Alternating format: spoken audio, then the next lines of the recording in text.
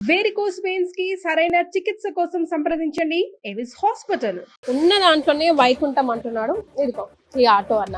ఆ స్టోరీ ఏందో ఈ వీడియో చూస్తే మీకే అర్థమైంది.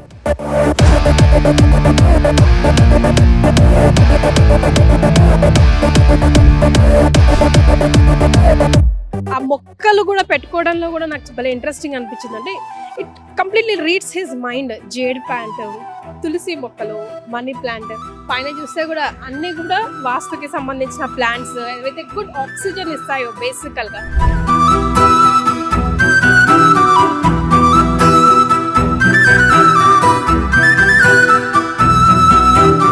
సో మిమ్మల్ని చూసినప్పుడు మస్తు ఖుషిగా అనిపించింది అన్న.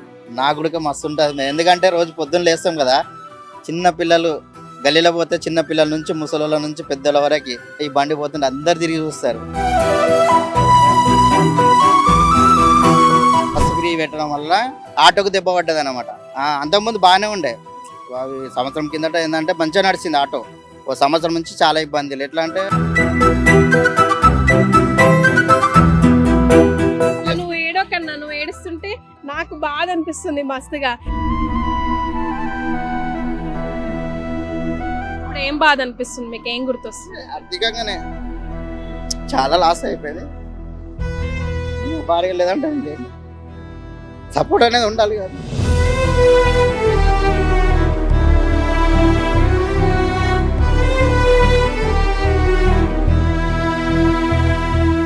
హాయ్ అండి, వితౌట్ మేకప్ కనిపిస్తున్నాను కదా.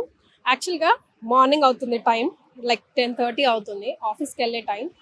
ఆఫీస్కి వెళ్తూ ఉంటే సడన్గా నా డ్రైవర్ నాగరాజు చూసి అక్క ఈ ఆటో చూడండి ఎట్లుందో అని అంటే ఆగి డ్రైవర్ అని ఆ ఆటో మొత్తం పరిశీలిస్తే ఉన్నోడు ఉండి ఏడిస్తే లేనోడు లేక ఏడుస్తుండు అంటుంటారు కదా. అంటే ఉదయం లేచిన దగ్గర నుంచి మనకి మన లైఫ్స్ పైన ఎన్నో కంప్లైంట్స్ ఉంటాయి. ఇది లేదు, అది లేదు, ఇంతే ఉంది, అంతే ఉంది, అబ్బా దేవుడు కరుణిస్తలేడు, ఏది వర్కౌట్ అవుతలేదు అని.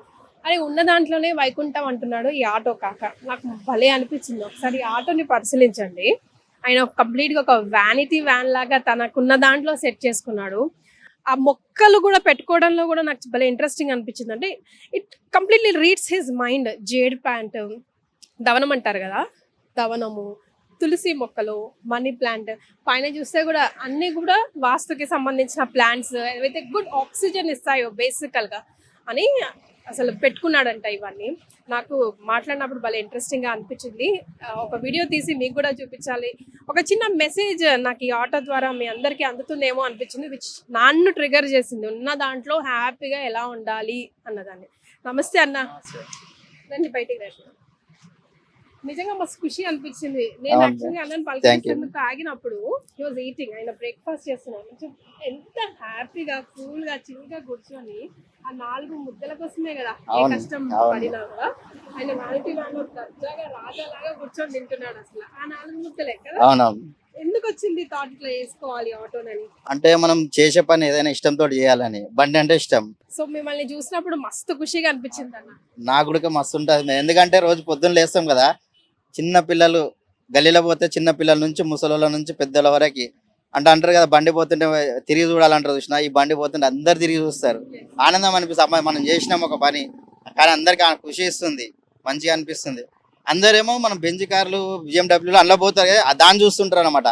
అందులో ఉన్న వాళ్ళు కూడా దీన్ని చూస్తారు, ఖుషి అనమాట. అప్పుడు పేరేంటన్నా? రమేష్ నా పేరు. రమేష్, మీరు ఎక్కడ ఉంటారు? జగదిరిగుట్ట.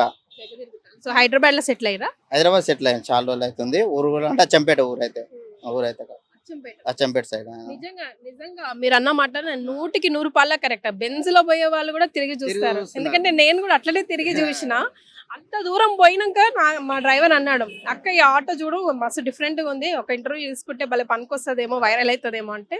వైరల్ సంగతి పక్కన పెడితే మీరు దాన్ని డెకరేట్ చేసుకున్న విధానం, అందులోనే మీరు పడుతున్న తృప్తి సంతృప్తి. ఇంకా అంటే మామూలు ఇదంతా పెట్టాను మేడం. ప్లానింగ్ అయితే ఇదంతా ఎండాకాలం వస్తాయి, ఇది మొత్తం చుట్టూ వస్తుంది అనమాట. ఎండాకాలం నింపేస్తాం మొత్తం. ఇదంతా దానికోసం పెట్టేసిన ప్లాన్ ఆల్రెడీ.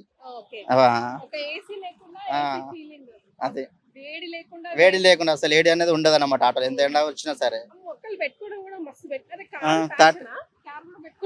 కార్ అంటే అది రేంజ్ రోవర్ ఆ టైప్ కి ఎదగాలి కదా మనం. రేంజ్ రోవర్ కొనే టైం కి ఎదగాలంట.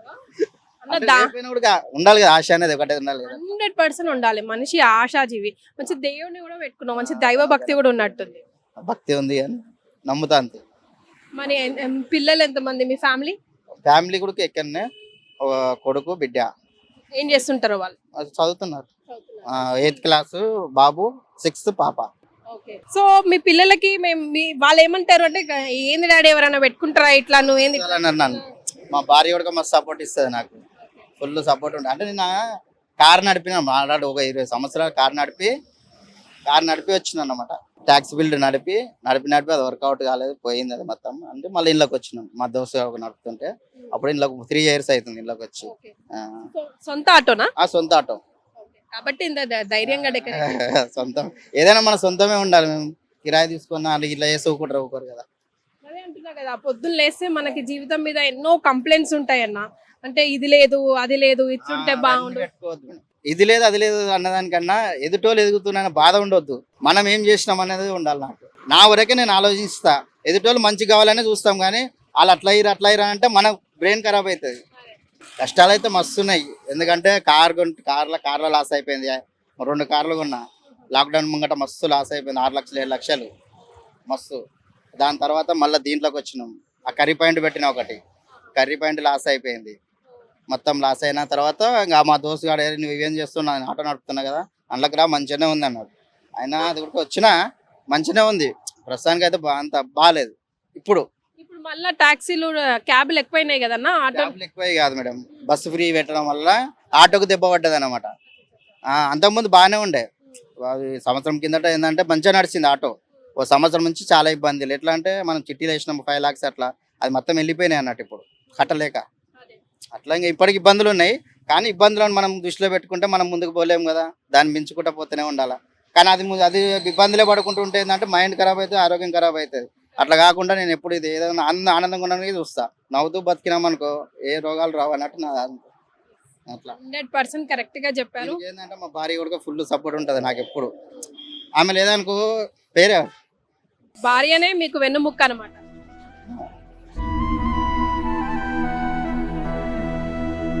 ఎందుకు ఏడుస్తున్నారు? నేను వచ్చి మిమ్మల్ని ఏడిపిస్తున్నానా? నేను నవ్వుకుంటా తింటుంటే రాజాలాగా నాకు హ్యాపీ అనిపించి ఆగిన గుర్తొస్తే ఏడుపు వస్తుంది. మీరే అన్నారు కదా నా కష్టాలు అందరికి ఉంటాయని. చేసుకోని మామూలుగా ఎప్పుడైనా ఇట్లా అడుగుతారు కదా ఎవరైనా, వస్తాయి అన్నారు.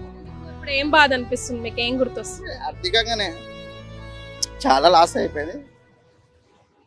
భార్య లేదంటే సపోర్ట్ అనేది ఉండాలి కదా. సపోర్ట్ అన్నది చాలా అడగరు నన్ను, ఇది చేయొచ్చు. ఉన్న బంగారం అంతా పెట్టేసిన ఆయన ఏమన్నారు. ఈ సందర్భంగా సుమన్ టీవీ చూస్తుంటది, నేను మీకు లింక్ కూడా షేర్ చేస్తా. మీ భార్యకి ఏమైనా చెప్తారా? నా భార్య అంటే దేవత, ఎంతకంటే ఏం ఇంటికి భార్య ఎవరికి ఉన్నా కూడా ఏ కష్టం ఉండదు ఎవరికి, మొగాళ్ళగా అది కష్టమే ఉండదు. ఎందుకంటే అంత సపోర్టు ఏదైనా నువ్వు సపోర్ట్ ఉంటుంది. పైసా లేదు కానీ సపోర్ట్ మాత్రం ఫుల్ ఉంటుంది. నువ్వు ఏడోకన్నా, నువ్వు ఏడుస్తుంటే నాకు బాధ అనిపిస్తుంది మస్తుగా. ఎందుకంటే గట్టిగా ఉంటాయి మేడం ఇట్లాంటి టైంలో. చాలా అంటే తలుచుకుంటే వస్తుంది అనమాట. ఇప్పటికి టైంకి ఏం చేయలేకపోతున్నా. దాదాపు డ్రైవింగ్ ఫీల్డ్ ఉండి 20 సంవత్సరాలు 30 సంవత్సరాలు అయితే ఏం చేయలేకపోతున్నా. ఇంకా అప్పులలోనే ఉన్నా. అట్లా ఒకప్పుడు 2000 అట్లా వేస్తున్నాం, ఇప్పుడైతే 1000 కూడా వస్తలేదు. పొద్దున నేను 5 గంటలకు లేస్తున్నా డైలీ. 5 గంటలకు లేచి రాత్రి 11 గంటల దాకా రోడ్డు మీద ఉంటా. వస్తలేదు. పిల్లలు కొంచెం చదువుకొని చేతికి వస్తే కొంచెం వాళ్ళ మీద అంటే పిల్లలు వాళ్ళు చూసుకోవాలి, చదువుకోవాలి అంతే కదా. కానీ వాళ్ళ మీద అంతా వాళ్ళకి ఒకటి చూపెట్టాలి కదా. వాళ్ళు ఏం చేసినావు అని అడిగితే నేను సమాధానం లేదు. అట్లా అదే నాన్నగా నువ్వు నాకేం చేసినావు అని అడిగితే నాకు సమాధానం లేదు కదా అని బాధపడుతుంది.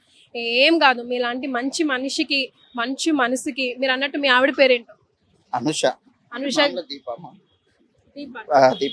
దీప గారు మీ సపోర్ట్ ఉన్నారు కదా. ఇంటికి ఇల్లాలు ఆడదే అంటారు కదా. సో ఆ భార్య మీకు సపోర్ట్ ఉన్నంత కాలం మీరు హ్యాపీగా ఉంటారు, సంపాదిస్తారు, ఎదుగుతారు, ఎదగనిస్తారు. ఎట్లా ఉంటుంది మా భార్య కూడా, నువ్వు ఎప్పటికైనా 10 ఎదుగుతావు, నీకు ఎందుకు నువ్వు టెన్షన్ పడకంటుంటుంది అనమాట.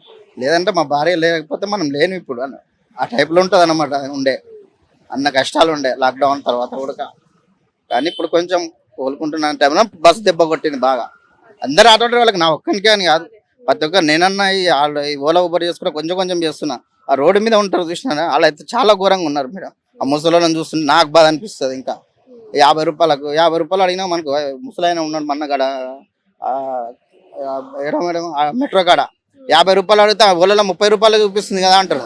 ఆయన ఏమైపోవాలి అర్థం కాదు నాకు అసలు. 50 రూపాయలు అడిగిన ఆయన 1 కిలోమీటర్కి, కానీ 30 చూపిస్తుంది కదా అంటారు వాళ్ళు. కానీ వాళ్ళ బాధలు ఇప్పుడు వాళ్ళకి తినని కూడా గంటకు ఒక పికప్ గ్యాస్ పోసుకుంటాడు తిరుగుతూనే ఉంటాడు అన్నమాట కస్టమర్ల కోసం. ఈ ఓలా ఊబర్ అంటే ఒక గదిలో పెట్టుకుంటాం కూర్చుంటాం వెళ్ళిపోతాం, కానీ వాళ్ళు అయితే చాలా కష్టపడుతున్నారు ఆ ముసలి వాళ్ళు అంటారు. నాకు బాధ అనిపిస్తుంది. సో ఒక మనిషికి ఇంకో మనిషి కష్టపడుతుంటే చూస్తున్నాడు, చూడలేకపోతున్నాడు, బాధపడుతున్నాడు అంటే మనసు ఎంత సున్నితమైందో అర్థమవుతుంది. మీరు ఈ డెకరేట్ చేసుకున్న విధానం చూస్తేనే నాకు అర్థమైంది మీ మనసు ఎంత సున్నితమైందో అని. నేను వచ్చి మిమ్మల్ని బాధ పెట్టినా అనిపిస్తుంది. ఎందుకంటే మీరు అలా ప్రశాంతంగా ఈ ఆటో చూస్తే అంత దూరం పోయిన వాళ్ళం కూడా వెనక్కి వచ్చినాం. ఇక్కడ చుట్టుపక్కల కూడా మీకోసం ఎంతమంది. నాకు అదొక ఆనందం అనిపిస్తుంది మేడం. ఎందుకంటే నేను పెట్టుకున్నా నా కోసం పెట్టుకున్నా కూడా ప్రతి ఒక్క అవసరం పడుతుంది. ఏంటంటే కస్టమర్ లోపలికి వెళ్ళి ఎట్లా వస్తాడో తెలియదు నాకు, కానీ నా బండి చూడంగానే మాత్రం చిరునవ్వు వస్తుంది. లోపల కొట్లాడతారా పిక్లాడతారా తెలియదు, కానీ నా బండి చూడంగానే వాళ్ళు నవ్వు వస్తుంది అనమాట. అరే బండి మస్తు ఉంది, అందరు ఎక్కిన కస్టమర్ మొత్తం మస్తు ఉంది, మంచిగా ఉందన్న నీ ఆటో, మంచిగా ఉందన్న నీ ఆటో అంటూ అదొకటి అనిపిస్తుంది. మంచిగా నవ్వుతూ ఆడుతూ పాడుతూ తీసుకెళ్తారు మీరు హ్యాపీగా. మీ ఆటోలో హాస్పిటల్ కి వెళ్ళొచ్చు, ఫంక్షన్స్ కి వెళ్ళొచ్చు, స్కూల్ కి వెళ్తారు, ఎక్కడికి వెళ్తారేమో కానీ అందులో కూర్చొని మాత్రం ఆటోలో ఉన్నంత సేపు ఆ చెట్లను చూసుకుంటూ వెళ్తారు మేడం. నేను గమనిస్తుంటాను ఆ చెట్ల గురించి మాట్లాడుకుంటా దాని గురించి అనమాట. ఆ మైండ్ అనేది కస్టమర్ గుడికి ఎక్కడనే వెళ్ళిపోతుంది. నా ఆటోని చూడంగా డస్ట్ బిన్ ఒకటి ఉంటది లోపట, ఇంకా చిన్నవి ఉన్నాయి చెట్లు అది తీసేసిన కొన్ని కింద పడిపోతున్నాయి అని మళ్ళీ పెంచుతున్నాను అనమాట. పోయినాయి అవి ఇంటికాడ పెంచి తెచ్చి పెడతా ఇంట్లో పెంచి. నా దృష్టిలో మీ వ్యానిటీ వ్యాన్ ఇది పెద్ద పెద్ద స్టార్లకు ఉంటది కదా వ్యానిటీ వ్యాన్, అది అదే అనుకుంటాను. నేను ఇంట్లోనే పొద్దున లంచ్ తెచ్చుకుంటాం, మా భార్య వండి పెడితే తీసుకొచ్చుకుంటా, అన్ని ఇంట్లోనే తీసుకుంటాను. సరే లోపల ఎలా ఉందో మీరు కూడా అందరూ చెక్అవుట్.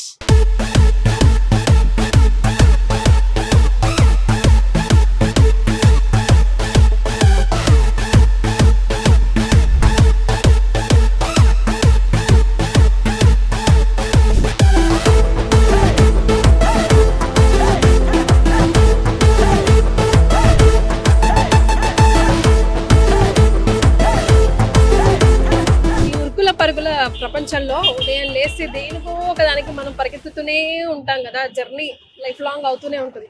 నిజంగా అంటే చిన్న చిన్న మొక్కలే, but it's making really a big difference అనిపిస్తుంది నాకు. చల్ల గాలి వస్తుందో తెలుసా, బయట చలికాలమైన ఎండ మండిపోతుంది, మనందరికి తెలుసు కదా, గుచ్చుకుంటుంది ఎండ. బట్ ఈ కూల్ బ్రీజ్, ప్యూర్ ఆక్సిజన్, తులసి చెట్టు, మనీ ప్లాంట్, జేడ్ ప్లాంట్, మళ్ళీ దవనము, ఇవన్నీ కూడా చల్లటి బ్రీజ్ ఇస్తుంది. ఆటోలో ఎంత టెన్షన్లో ఎంత హాస్పిటల్కి వెళ్తుంటాం, రకరకాల మనం వెంపర్లాడుతూ ఉంటాం కదా ఉదయం లేస్తే, బట్ అవన్నీ మర్చిపోతాము ఈ ఆటోలో కూర్చుంటే. అది మాత్రం నిజంగా నిజమండి. మనం అందరం ఈయనని అప్రిషియేట్ చేయాలి, ఆయన దగ్గర నుంచి నేర్చుకోవాలి. ఏమని నేర్చుకోవాలి? ఉన్న దాంట్లో తృప్తిగా సంతృప్తిగా ఉంటూ ఈ రోజుకి థ్యాంక్స్ చెప్తూ రేపటి కోసం మన కోసం మనం ఏం చేసుకోగలము అన్నది కదా. మీరేమంటారు? కమెంట్ చేసి చెప్పండి.